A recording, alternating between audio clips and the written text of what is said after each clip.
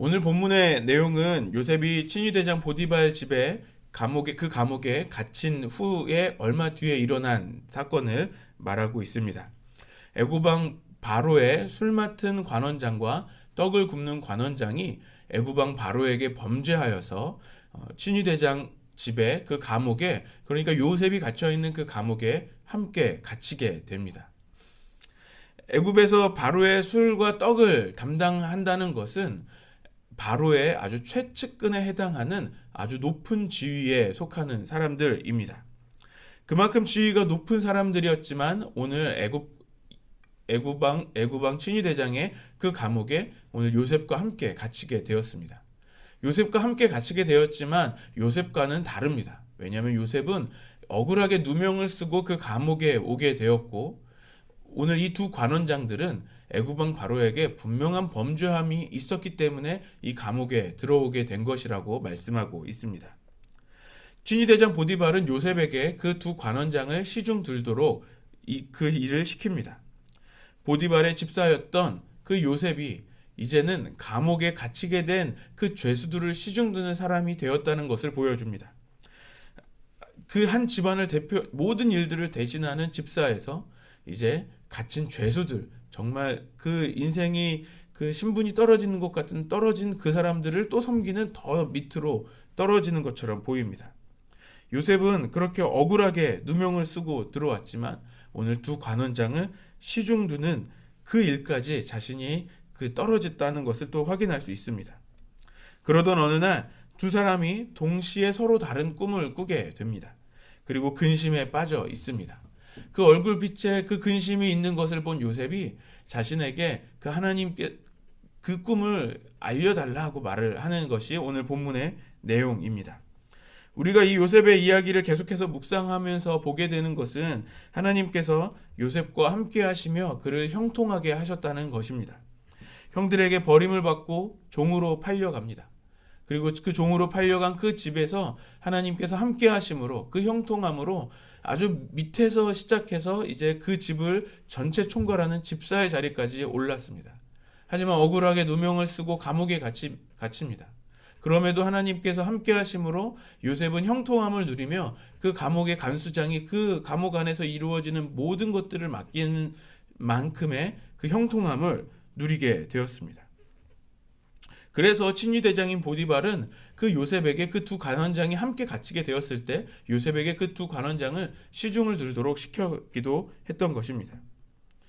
보디발 집의 집사에서 감옥에서 시중드는 자로 아주 자신의 지위가 바닥으로 떨어진 것처럼 보입니다. 하지만 우리가 이 요셉의 삶 전체를 생각해 보면 하나님께서 요셉을 훈련시키시고 이 모든 것들이 과정이었다라는 것을 우리가 보게 됩니다. 형통함이 유지되지 않는다고 해서, 그러니까 눈앞에 좋은 결과가 일어나지 않는다고 해서 그것이 끝이 아니다, 그것이 인생이 끝난 것이 아니다라는 것을 보여줍니다. 오히려 이 시간들을 통해 하나님은 요셉을 훈련시키시며 인도하신다는 것을 우리는 알게 됩니다. 요셉의 형통의 비결은 인도하시는 하나님과 동행하는 것에 있었습니다. 요셉도 그것을 알고 인도하시는 하나님을 믿고 있었던 것 같습니다. 5절과 6절 말씀을 같이 보시겠습니다. 옥에 갇힌 애굽왕의 술 맡은 자와 떡 굽는 자 두 사람이 하룻밤에 꿈을 꾸니 각기 그 내용이 다르더라. 아침에 요셉이 들어가 보니 그들에게 근심의 빛이 있는지라. 두 관원장이 같은 날, 같은 시간, 같은 밤에 꿈을 꿉니다. 하지만 서로 다른 내용의 꿈을 꾸었습니다. 그런데 그 꿈이 그들에게 어떤 내용인지 알 수가 없어서 아주 근심하고 있습니다. 왜냐하면 그 시대에, 고대 시대에서 꿈은 신들의 계시라고 말했습니다. 그래서 누군가가 꿈을 꾸면 그 꿈을 해몽할 수 있는 어떤 점술가나 아니면 지혜자를 불러서 꿈을 해석하게, 해몽하게 했습니다. 이 두 관원장들이 지금 감옥에 갇혀 있지 않았다면 아마도 그 점술가나 지혜자들을 수소문해서 이 꿈을 해몽하고 그 꿈에 대한 내용으로 안심하던가 아니면 준비를 하던가 했을 것입니다.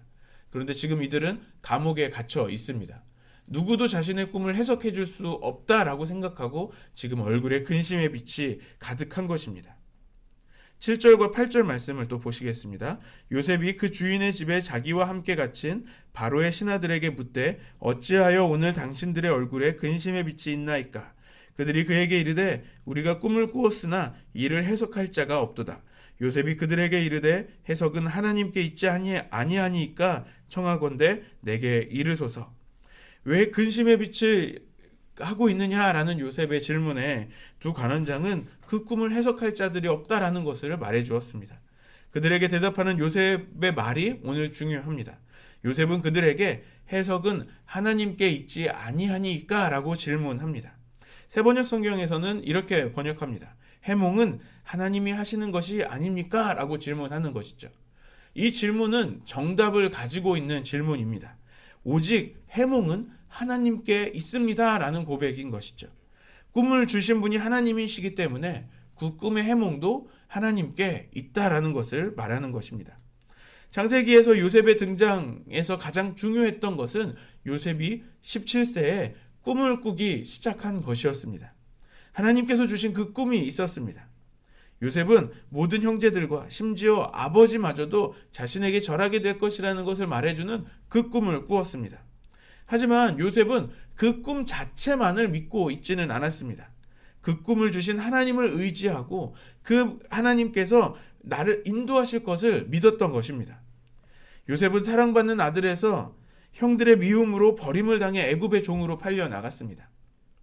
하지만 하나님께서 그와 함께 하시는 그 형통함으로 그 친위대장 보디발의 집에서 이제 높은 지위까지 올라가기도 했습니다.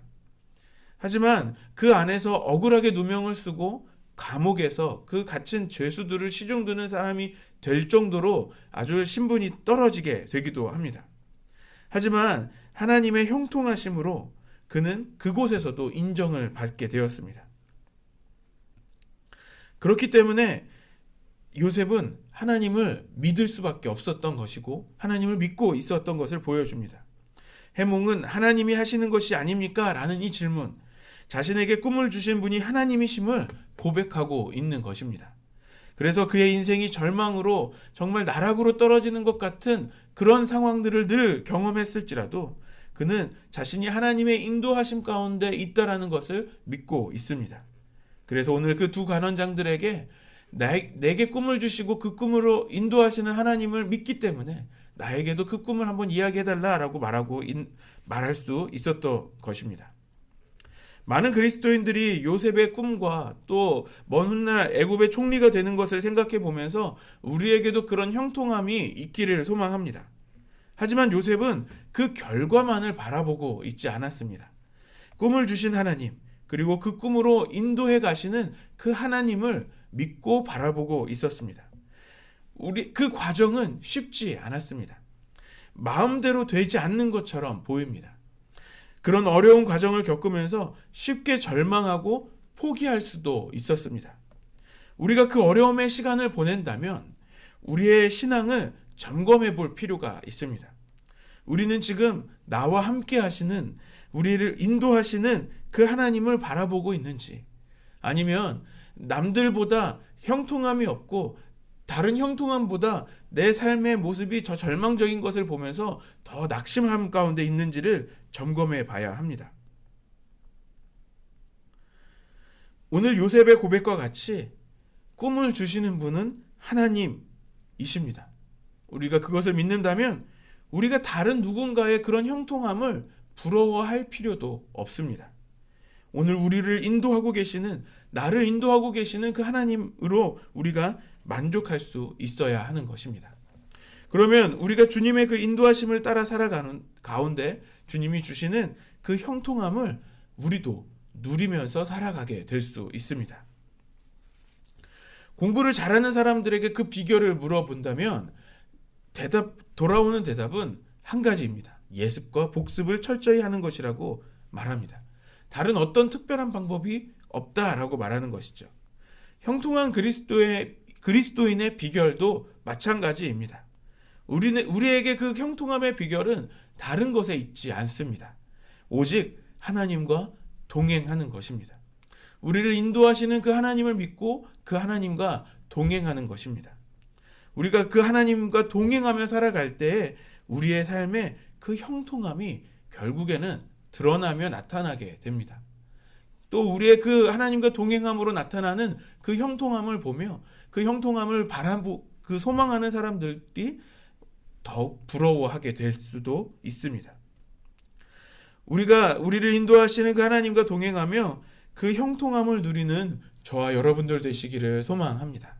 그래서 우리 안성열린교회가 우리를 인도하시는 그 하나님과 동행하는 믿음의 교회가 되기를 소망합니다.